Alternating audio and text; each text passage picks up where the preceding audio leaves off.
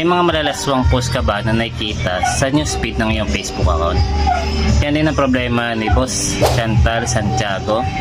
At ganito rin po yung problema ninyo mga boss. Kung gusto nyo po yung mawala ay tuturo ko po sa inyo. Importante nga rin pala na malaman nyo po ito para may setup nyo rin po sa mga Facebook account ng inyong mga minor de edad na anak.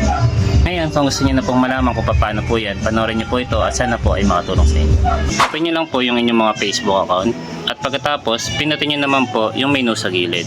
At dito, pinutin niyo naman po yung gear icon para mapunta naman po kayo sa settings and privacy ng inyong mga Facebook account. Sunod, dito ay mag-scroll up lang po kayo at pinutin niyo naman po itong content preferences. Sunod sa mga option na ito ay pinutin niyo naman po itong manage default. At dito sa manage default, pinutin niyo naman po itong sensitive content. Ngayon dito mga boss, sa sensitive content, pakikita ko lang po sa inyo yung tungkol dito.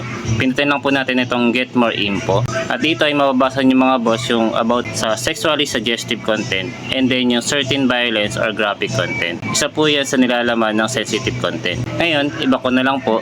Ang kailangan nyo lang pong gawin dyan mga boss ay piliin nyo lang po itong show less para po mabawasan or mawala na po yung mga sexual or violence content na lumalabas sa inyong mga newsfeed. Ngayon, kapag napili nyo na po itong show less, pinutin nyo lang po itong save. So, sana po ay makatulong po sa inyo ang video na ginawa ko at kung nagustuhan nyo naman po ito ay isang thumbs up lang at thank you comment ay masaya na ako. Maraming salamat sa inyo mga boss.